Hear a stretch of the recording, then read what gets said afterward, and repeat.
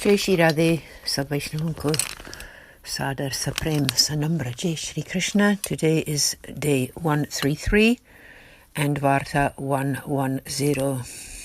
The story of one Brahmin lady from Adel who made cow dung patties.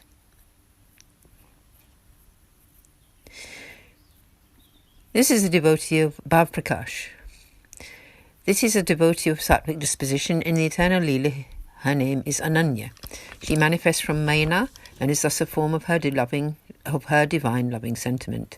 She was born into a Brahmin family in Adel. She was married off to a boy of her caste at the same age of 5. Sometime later, an epidemic of smallpox occurred and her husband died. She was 25 years old at the time and came to live with her father. Not long after, her parents died too, and she was all alone in the house. She found that time passed very slowly. Her neighbour suggested that she attend the meetings of Vaishnavas where she could listen to the Lord's stories. She started to attend, and it was not long before she became a disciple of Sri Gosaiji through the auspices of the Vaishnavas. Part 1.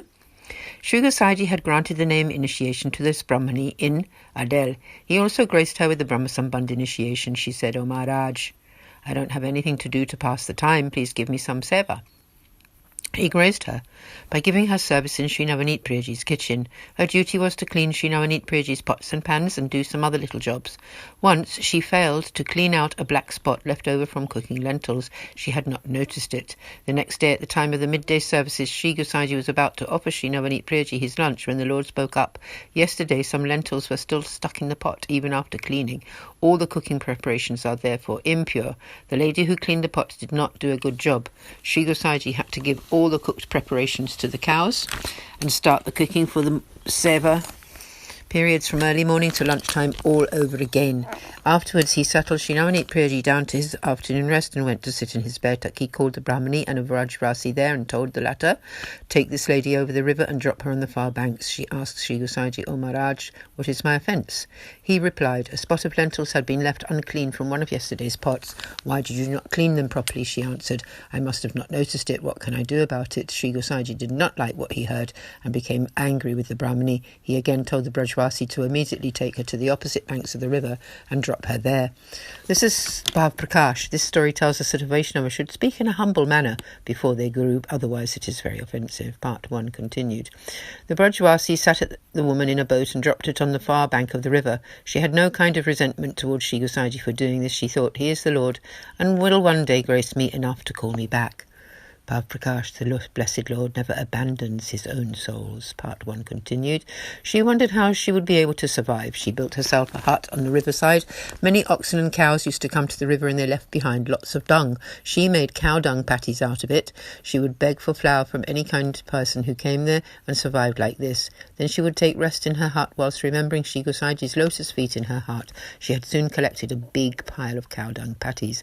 One day Sri Gosaiji informed one of his Vrajvasi sevaks that they had run out of cow dung patties for the cooking fuel. "Please take the boat and cross over to Prayag and buy some whatever they cost." The Vrajvasi took a sizable boat over to the opposite shore. The Brahmani was there and recognized him as Sri Gosaiji's sevak. She greeted him with the Lord's name, Jai Shri Krishna, and she asked where he was going with the boat, and he replied that they were in need of cow dung fuel and that Sri Gosaiji had sent him to Prayag to fetch some.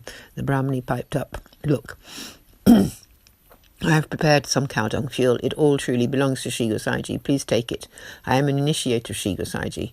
The Vrajvasi sevak was most pleased to hear this. They got together and both loaded the cow dung patties into the boat. The boat was completely full. There was still a lot left over. The Brahmani said to the Vrajvasi, "Will you take the boat back to the other side, unload these patties and then come back to fetch the rest of them?" He agreed. He took the boat over the river and there called 5 or 6 men to come and help him unload. Sri Gosaiji asked of him, "This cow dung fuel seems very good, and you brought it back from very quickly too. Where did you get it from?" The Vrajvasi then conveyed the Brahmani's obeisance to him and said, "O Maharaj, you remember the Brahmani whom you sent to the other shore? She built a hut for herself. She survives on alms that visitors to the ghat give her. She makes these cow dung patties from all the dung that the cows and buffaloes leave there when they come to the river. She told me that all this cow dung is yours by rights and that she is your eternal servant. She told me to bring it all to you. I have brought one full boatload, and there is at least another left over. Enough left over there to fill the boat again. She asked me to drop this load and then come back to fetch the rest." Sri Gosaiji was very, very pleased with the Brahmani when he heard all of this. Bhav Prakash. Shri Gosaiji was so pleased that she had no trace of resentment in her heart about how he had expelled her. Her devotional mood was pure and untainted. She regarded Shri Gosaiji to be the Lord himself, and he was delighted by this. Part 1 continued. Shri Gosaiji considered calling her back, and he told the Brajwasi to take the boat to go fetch the rest of the cow dung fuel, and to also bring the Brahmani with him. Having put the cow dung fuel inside the store, the Brajwasi set off as instructed. He told the Brahmani, Shri Gosaiji is very pleased with you and is calling you to come back. The Brahmani was delighted, and after loading the rest of the cow dung fuel into the boat, she gathered up her Sri Thakurji and sat in the boat. The boat reached the far bank. It was time for the afternoon Uttapan Seva, and Sri Gosaiji was bathing. She caught sight of him and was so enthusiastic that she prostrated to him even while he was bathing.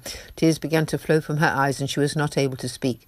When Sri Gosaiji saw her state, he felt very compassionate towards her. Sri Gosaiji took her hand into his hands and helped her to her feet. He said, you made a small offence and have suffered a huge punishment. You're most praiseworthy to have been so forbearing throughout. She replied, O Maharaj, oh no, it was a great offence that I caused all the preparations to become polluted. I made the Lord have to wait a long time for his offerings. Because of my imperfect behaviour, there was no place for me in all the 3 worlds. You're most kind to have forgiven my enormous offence with such a small punishment. Shri Gosaiji was very pleased to hear these words from her. Bhav Prakash. This story shows that the embodied soul becomes truly humble when they regard their tiny mistake as a huge offence. When they receive instruction, they regard it as great grace. Part 1 continued. Shri Gosaiji gave her some water in which the Lord's feet had been washed, and he told her to bathe and enter the seva.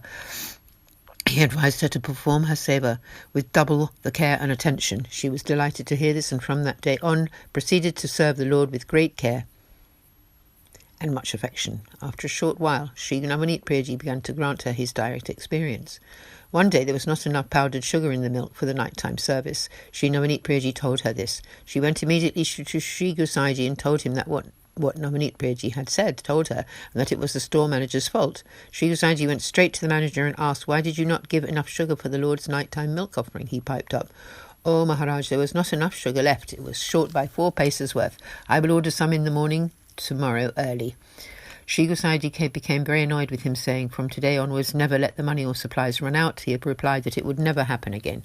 The Lord was pleased with the Brahmani for this. Bhav Prakash. The moral of this tale is that one should always do one's seva very carefully, with some fear of doing it wrong, and also with much love. One should always never find fault in the Guru's actions. Thus concludes Varta 110, the story of the Brahmani from Adel, who was a recipient of Sri Gosaiji's great grace and an accomplished Vaishnava. There is no end to her tale. Someone we should remember when we're doing the washing up.